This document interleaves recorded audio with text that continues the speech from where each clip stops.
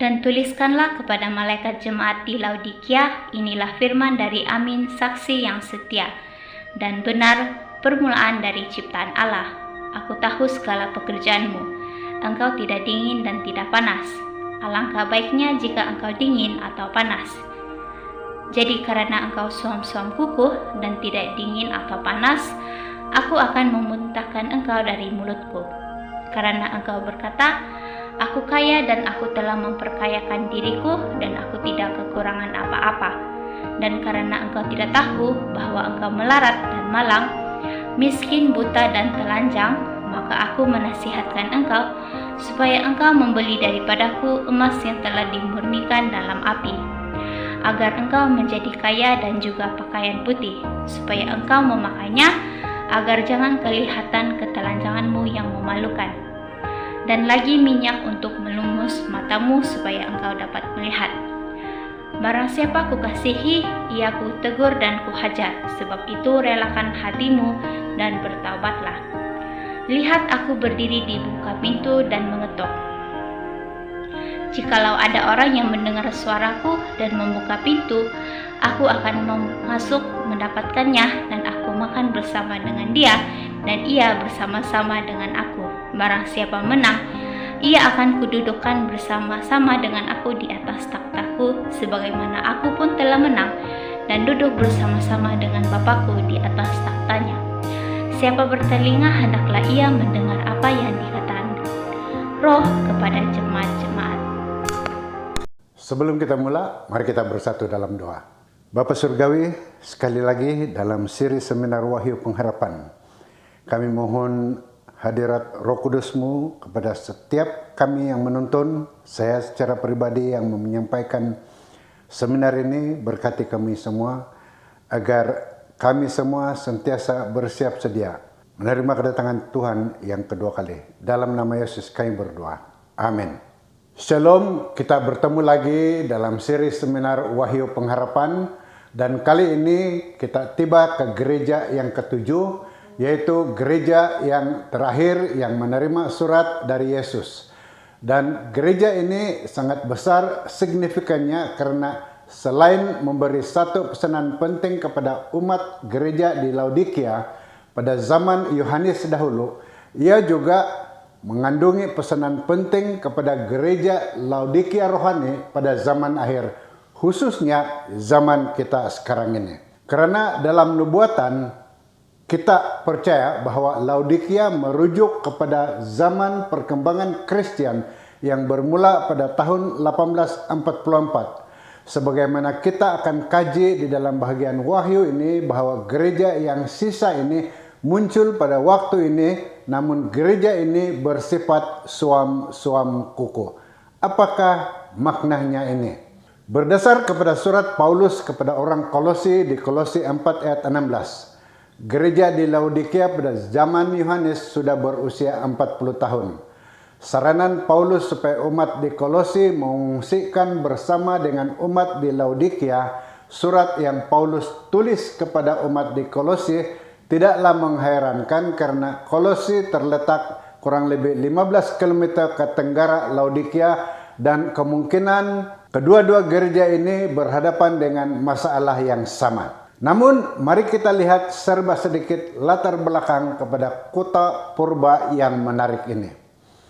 Kota Laodikia yang sekarang ini dikenali sebagai kota Denizli terletak kira-kira 73 km ke tenggara Philadelphia dan kira-kira 65 km ke timur Efesus. Karena lokasinya yang baik yang dilalui oleh sistem jalan raya Rom, maka kota ini menjadi salah satu pusat komersial dan keuangan terbesar dalam dunia purba pada zaman itu. Laodikia sangat kaya dan mereka sangat bangga dengan kedudukan mereka. Sekitar tahun 17 Masehi, apabila kota ini musnah akibat gempa bumi sama yang telah memusnahkan kota Philadelphia dan kota sekitarnya. Warganya, yaitu orang Laodikia, sangat kaya dan mampu berdiri sendiri.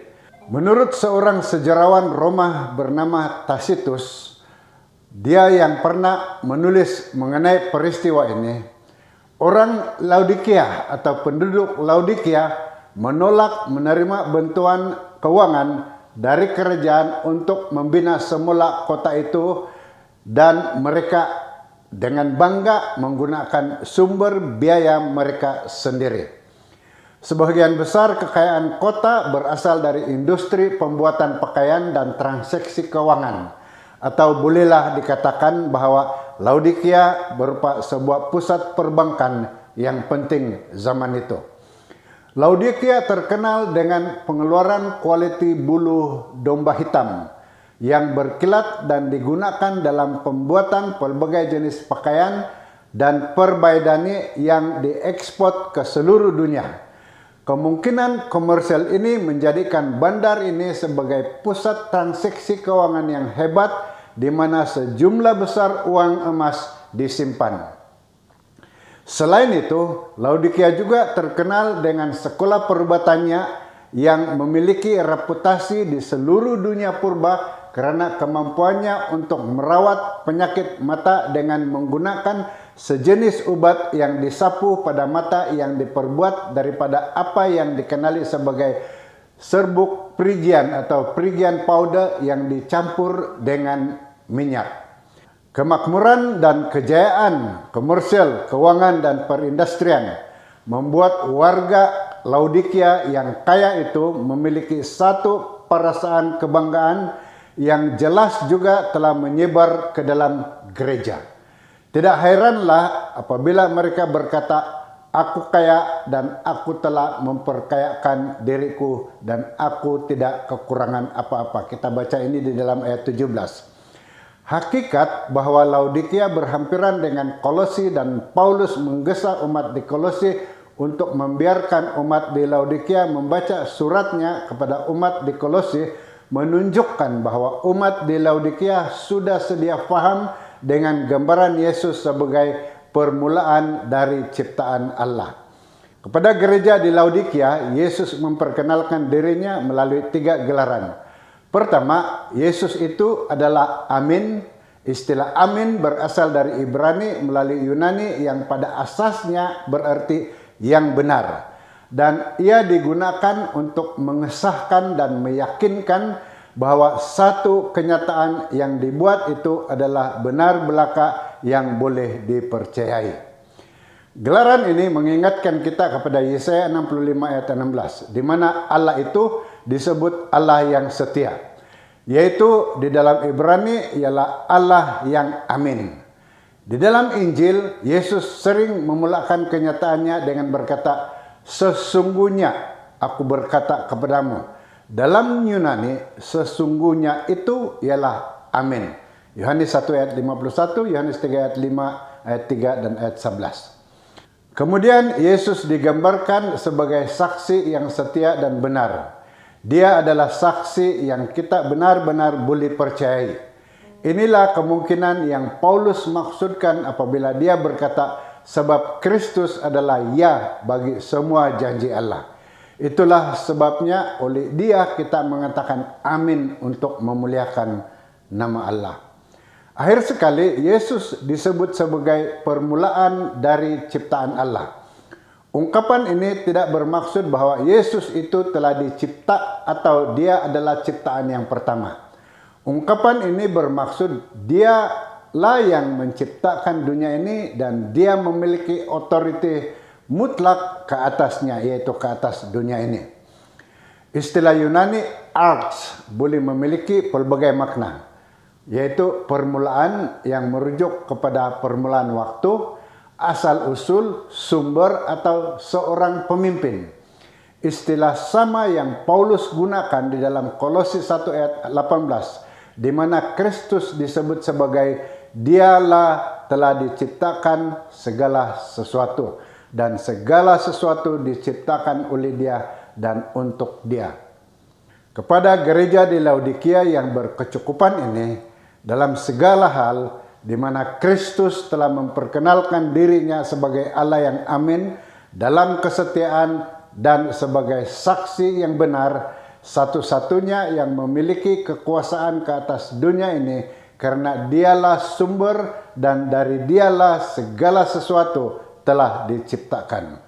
Kesaksiannya yang setia telah mendedahkan keadaan sebenar gereja itu yang telah menjauhkan diri dari Tuhan. Oleh itu, apabila dia berbicara, umat gereja Laodikia haruslah mendengar dan menurut. Sedang penuntun yang dikasihi Tuhan, gereja di Laodikia menerima teguran dari Yesus atas sikap mereka yang tidak dingin dan tidak panas. Engkau suam-suam kukuh, kata Yesus.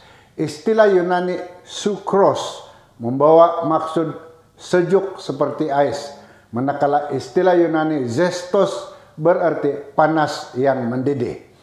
Manakala suam-suam kukuh menggambarkan air hangat yang mengalir dari air terjun dari Hierapolis, tetapi menjadi suam apabila sampai dekat kota Laodikia. Mari kita lihat makna suam-suam kukuh di dalam ayat 16. Ramai sarjana mentafsirkan konsep pada ungkapan ini sehubungan dengan latar belakang geografi kota berkenaan. Dalam segala kekayaan dan kemakmurannya, masalah Laodikia yang paling besar ialah bekalan air. Kira-kira 6 batu ke utara kota purba ini adalah kota Hierapolis. Mata air dari bukit berhampiran dengan kota ini mengalirkan air yang panas yang kebanyakan daripada air panas ini digunakan untuk tujuan perubatan.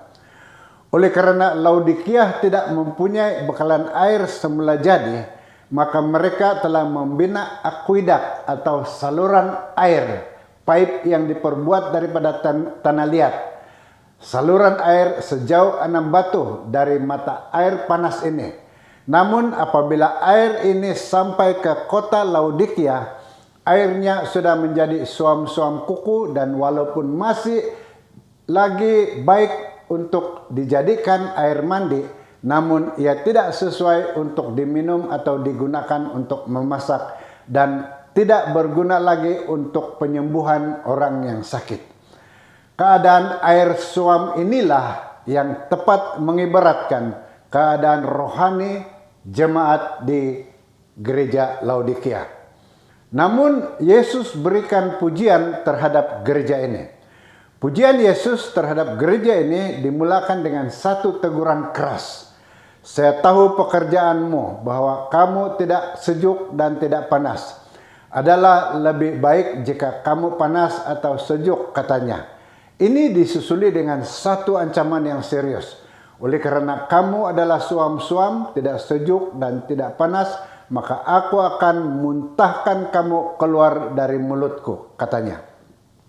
Gambaran ini diambil dari bekalan air ke kota tersebut. Seperti yang kita katakan seawal tadi, Laodikia mendapat bekalan airnya dari mata air panas yang mengalir dari kota Hierapolis, lebih kurang 6 batu dari kota itu. Apabila air itu sampai ke kota Laodikia, ia sudah menjadi suam-suam kuku. Dan walaupun baik untuk mandi, namun rasanya tidak baik untuk diminum. Sementara itu, pergunungan di kota Kolosi pula, lebih kurang 15 km dari Laodikia, sentiasa diliputi dengan salju. Dan ia yang memberikan cuaca yang sejuk kepada persekitaran di Kolosi. Jadi kita nampak ada dua kontras di sini. Di Hierapolis panas, di Kolosi sejuk, namun di Laodikia suam-suam kuku. Kita sudah pelajari tentang keadaan gereja di Philadelphia yang penuh dengan kasih persaudaraan, dan kita terbaca mengenai Kolosi di dalam surat Paulus. Dan sekarang kita membaca tentang gereja di Laodikia yang suam-suam kuku. Sedang penuntun, Yesus mengharapkan supaya gereja itu panas atau sejuk. Keadaan suam-suam kuku ini membayangkan satu tindakan yang berkompromi. Umat di Laodikia terbahagi di antara Kristus dan dunia. Keadaan mereka yang suam-suam kuku ini menunjukkan bahwa mereka sudah jatuh ke dalam status yang tidak peduli dan merasa mereka sudah berpuas hati. Mereka sudah kehilangan semangat rohani mula-mula yang berkobar-kobar. Keadaan mereka yang suam-suam kuku ini tidak memberikan kepuasan kepada yang dahaga akan kerohanian dan tidak memberikan kesembuhan kepada mereka yang sakit rohani. Nampaknya seperti ada harapan bagi mereka yang memiliki sifat antagonis dan melawan daripada sikap yang berkompromi dan tidak peduli itu. Sedang penonton yang dikasihi Tuhan, Kristus membenci pelayanan dan kesetiaan yang berbelah bagi. Tiada tuan yang boleh melayani dua tuan, katanya di dalam Matius 6 ayat 24 dan Lukas 16 ayat 13. Umat di Laodikia tidak dikutuk karena kemurtadan atau ajaran sesat. Yesus tidak mendapati di dalam mereka satu dosa yang terlalu serius. Akan tetapi, dia tidak mendapati sebarang perkara baik untuk dikatakan mengenai umat di Laodikia ini. Malah mereka tidak dianiaya pun. Masalah utama mereka adalah sikap tidak peduli, acuh tak acuh. Nampaknya umat di Laodikia ini sudah dijangkiti oleh sikap angkuh dan sombong dari warga kota itu sebagaimana dinyatakan melalui sikap mereka. Yaitu kata mereka, saya kaya dan saya tidak memerlukan apa-apa. Sedang penonton, kota Laodikia membanggakan dirinya atas kekayaan material mereka, industri pakaian dan ubat mata yang sangat populer. Namun keadaan ini nampaknya telah meresap ke dalam gereja karena umat Kristen di Laodikia mau meletakkan kepercayaan mereka di atas kekayaan mereka. Namun mereka mungkin menganggap kekayaan itu sebagai satu berkat dari Tuhan. Dan dengan demikian mereka telah terpedaya terhadap keadaan rohani mereka yang sebenar. Hal ini mengingatkan kita kepada keangkuhan suku Efraim di dalam perjanjian lama, di mana suku Efraim telah berkata, bukankah aku telah menjadi kaya, telah mendapat harta benda bagiku, tetapi segala hasil jeripayaku tidak mendatangkan kesalahan yang merupakan dosa bagiku. Hosea 12 ayat 8. Sedang penonton, sementara umat gereja di Smyrna nampaknya miskin, namun dalam realitinya mereka itu adalah kaya. Manakala umat di Laodikia pula memikirkan mereka itu kaya, namun pada realitinya mereka adalah miskin di dalam sikap rohani mereka. Karena engkau tidak tahu bahwa engkau melarat dan malang, miskin, buta, dan telanjang. Mereka telah menjadi buta kepada keadaan mereka sendiri. Mereka memikirkan diri mereka yang bertentangan dengan keadaan mereka yang sebenar. Secara rohani mereka adalah sangat miskin. Dan sebagaimana teks Yunani mengatakan, mereka itu adalah telanjang dan buta. Dia yang tidak tahu apa-apa. Dan dia yang tidak tahu bahwa dia tidak tahu apa-apa, berada dalam situasi berbahaya yang sama. Keadaan rohani jemaat Laodikia yang suam-suam itu lebih berbahaya daripada sekiranya ia berada dalam keadaan panas seperti di Hierapolis atau sejuk seperti di Kolose. Karena keadaan suam-suam kuku itu melumpuhkan kemampuan penerapan rohani dan membuat orang terlupa untuk melakukan usaha yang sungguh-sungguh untuk mencapai cita-cita tinggi dalam kehidupan yang berkemenangan di dalam Kristus. Jemaat Laodikia merasa puas dengan keadaannya dan merasa sombong atas kemakmuran yang telah dicapainya, sehingga seolah-olah mustahil untuk mengabaikan demi mencapai kesempurnaan. Sedang penonton, memandangkan 7 berita atau perkabaran yang disampaikan kepada 7 jemaat sepanjang sejarah gereja Kristen, maka perkabaran yang ke-7 ini semestinya menggambarkan pengalaman gereja atau umat pada penutupan sejarah dunia, atau lebih tepat pada zaman kita sekarang. Adakah keadaan Laodikia zaman dahulu itu sama dengan keadaan kekristenan Anda dan saya? Oleh yang demikian, perkabaran Laodikia boleh bermaksud sebagai perkabaran kepada jemaat yang bermula dari tahun 1844 hingga kepada penutupan sejarah dunia ini. Perkabaran Laodikia boleh juga bermaksud merujuk kepada setiap umat yang mengaku dirinya sebagai orang Kristen secara individu. Secara khusus, Anda dan saya bolehlah mengakui bahwa perkabaran ini benar-benar ditujukan kepada kita bersama.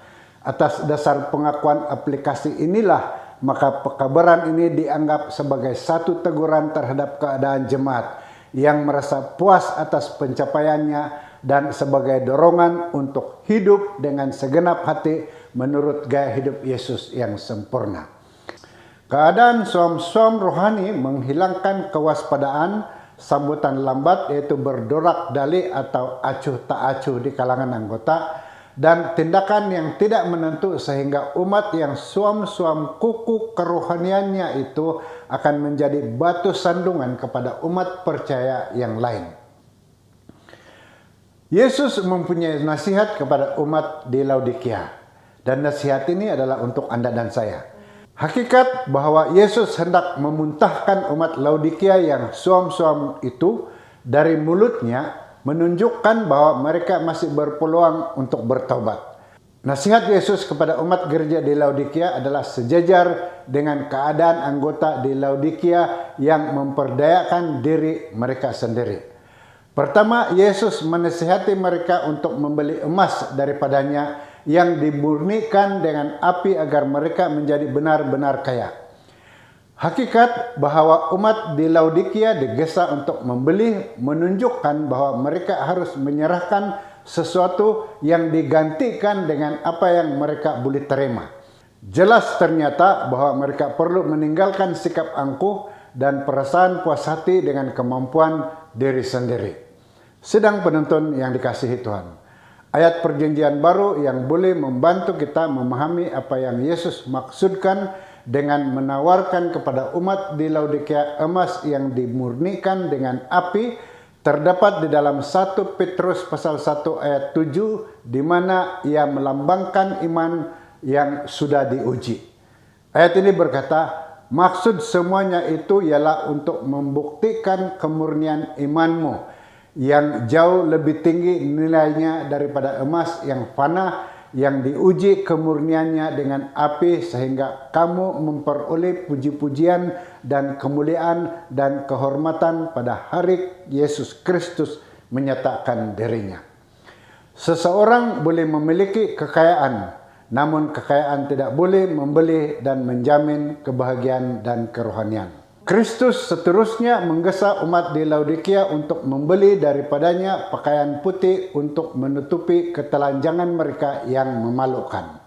Di dalam kitab Wahyu, pakaian putih sering melambangkan keselamatan dan kehidupan yang benar di hadapan Tuhan. Jubah yang bercahaya dan bersih adalah perbuatan-perbuatan yang benar dari kalangan orang-orang kudus. Wahyu 19 ayat 8. Nabi Yesaya berkata, ia mengenakan pakaian keselamatan kepadaku dan menyelubungi aku dengan jubah kebenaran.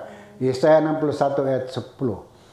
Jubah putih keselamatan ternyata berupa satu realiti masa kini dan janji untuk masa hadapan. Untuk dipakaikan dengan jubah putih bermakna diselamatkan dari keadaan telanjang yang menghinakan dan dari dosa yang memalukan. Apabila anak yang hilang itu memutuskan untuk kembali pulang kepada bapaknya, jubah yang paling indah telah dipakaikan kepadanya untuk menutupi ketelanjangannya yang memalukan. Jubah, sedang penonton, adalah satu lambang penting bagi umat Tuhan pada akhir zaman semasa perang Armageddon berlaku. Berbahagialah dia yang berjaga-jaga dan yang memperhatikan pakaiannya, supaya dia jangan berjalan dengan telanjang dan jangan kelihatan kehinaannya. Wahyu 16 ayat 15, bandingkan dengan Matius 22 ayat 11 hingga ayat 14. Sidang penonton, umat di Laodikia, baik yang secara fisikal berada di dalam gereja di kota Laodikia pada abad pertama, juga kepada umat Laodikia zaman ini, sangat memerlukan jubah kebenaran Kristus yang menyelamatkan untuk menutupi keadaan ketelanjangan mereka yang malang dan mendukacitakan. Namun di atas segala-galanya Apa yang gereja ini perlukan adalah minyak untuk membersihkan mata mereka agar mereka dapat melihat dan memahami keadaan rohani mereka yang sebenar. Sidang penonton, kota Laodikia terkenal dengan minyak pelumas mata. Tetapi umat di dalam gereja di Laodikia pula tidak menyadari bahwa mereka perlukan minyak rohani untuk melumas mata rohani mereka. Nampaknya inilah yang paling diperlukan oleh umat di Laodikia. Hanya apabila mata mereka dibersihkan dan terbuka, maka barulah mereka dapat melihat diri mereka yang sebenar, yang bertentangan dengan apa yang mereka akui sebagai kedudukan diri mereka ketika itu.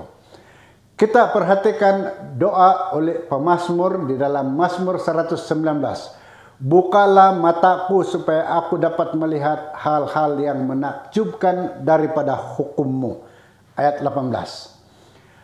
Dalam cara yang sama juga, Paulus berdoa untuk umat Kristen di Efesus agar Tuhan akan memberikan mereka roh kebijaksanaan dan wahyu untuk mengenali. Semoga Allah menerangkan mata hatimu untuk mengetahui harapan daripada panggilannya, limpah kemuliaan warisannya dalam orang yang saleh. Efesus 1 ayat 17 hingga 18. Apa yang umat di Laodikia perlukan ialah pengaruh pekerjaan Roh Suci di dalam kehidupan mereka. Sidang penonton yang dikasihi Tuhan, namun umat di Laodikia tidak dibiarkan dalam keadaan yang tidak berpengharapan. Mereka masih diberi peluang untuk bertobat. Yesus berkata kepada mereka, barang siapa aku kasihi, ia kutegur dan kuhajar. Sebab itu relakanlah hatimu dan bertobatlah. Ini berupa satu bayangan langsung kepada Amsal pasal 3 ayat 12. Karena Tuhan memberi ajaran kepada yang dikasihinya, seperti seorang ayah kepada anak yang disayanginya. Kristus menyayangi umat di Laodikia dan di dalam kasihnya itu dia mendisiplinkan dan memperbaiki mereka. Adalah satu hal yang sangat menarik bahwa dari 7 gereja atau jemaat itu hanya umat di Philadelphia dan di Laodikia yang diberitahu dengan nyata bahwa mereka disayangi oleh Kristus. Kristus menyayangi umatnya yang setia. Malah mereka yang tidak setia juga adalah sasaran kepada kasih sayangnya.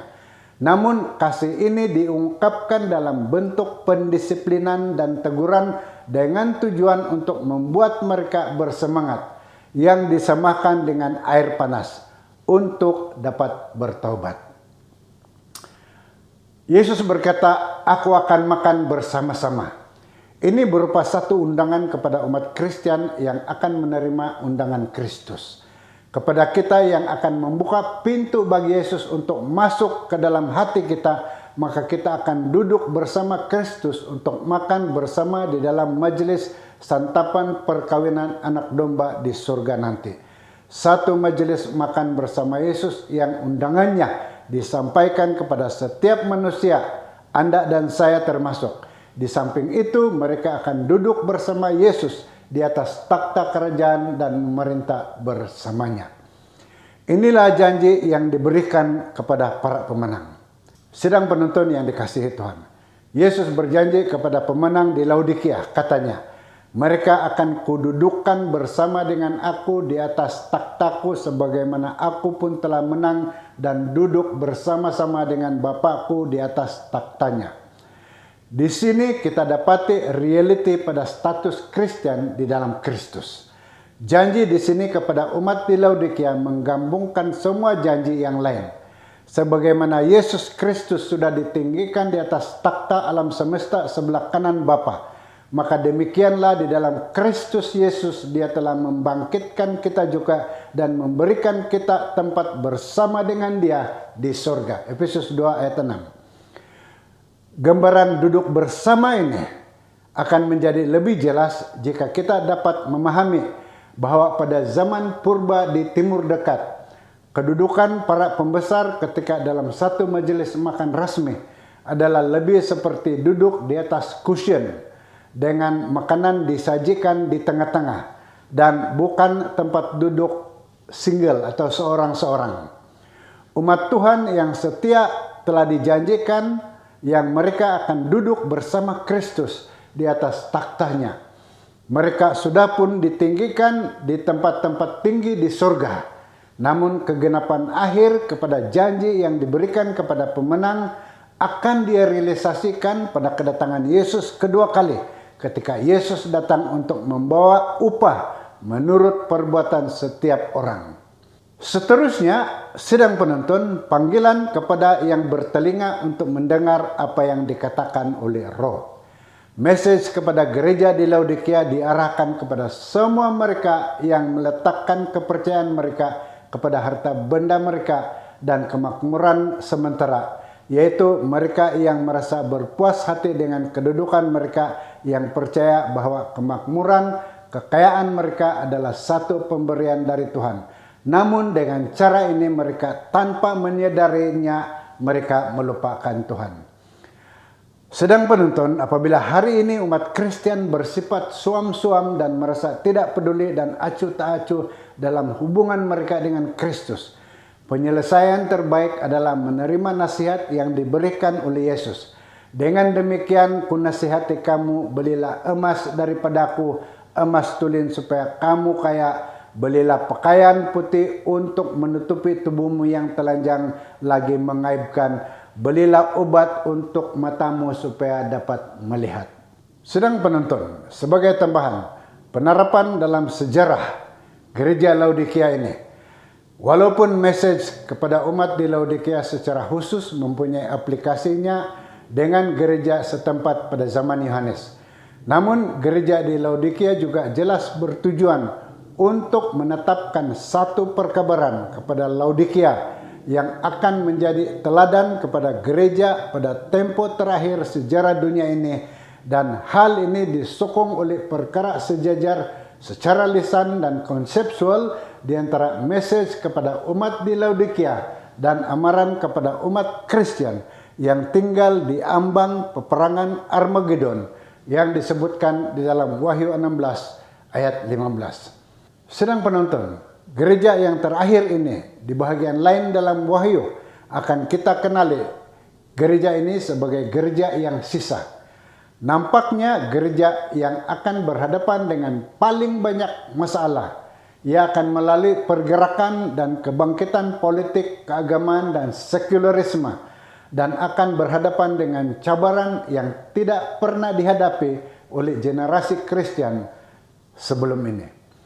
Pada peringkat pribadi, gereja ini berhadapan dengan umat yang tidak peduli. Ada yang suam-suam kuku yang mengaku kaya namun miskin.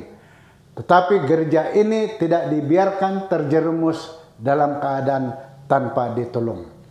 Yesus bergegas ke pintu hati kita dan mengetuk dengan suara yang penuh kasih, meminta untuk pintu dibuka agar dia dapat masuk dan duduk bersama dengan kita dan menikmati kemenangan rohani yang hanya boleh dicapai melalui Yesus Kristus. Jika Anda merasa kehidupan rohani Anda dalam keadaan suam-suam kuku, tidak sejuk dan juga tidak panas, jangan biarkan keadaan seperti itu berterusan. Dengarkanlah ketukan pada pintu hati Anda dan jemputlah Yesus masuk, dan biarlah dia mengawal hidup Anda. Sekian untuk kali ini. Mari kita bersatu dalam doa. Bapa di surga, terima kasih di atas kesempatan ini. Semoga pencerahan yang kami sudah dengar bersama akan menyediakan kami untuk kedatangan Yesus yang kedua kali, dan biarlah ini membolehkan kami untuk berkongsikannya dengan rekan-rekan yang lain yang sama-sama ingin bersedia menerima kedatangan Yesus yang kedua kali. Dalam nama Yesus kami berdoa. Amin. Shalom, saya berharap maklumat melalui video ini telah memberikan Anda satu pencerahan baru, dan jangan lupa tekan like, subscribe, dan lonceng notification agar dapat info terkini mengenai video yang akan datang dengan topik yang lebih menarik. Dan tolong share video link ini dengan rekan-rekan Anda, karena kita bukan saja memberikan ceramah mengenai message yang terkandung di dalam kitab Wahyu, tetapi kita juga mau membantu satu umat untuk bersedia menerima kedatangan Tuhan yang kedua kali. Shalom, amin, Tuhan memberkati Anda.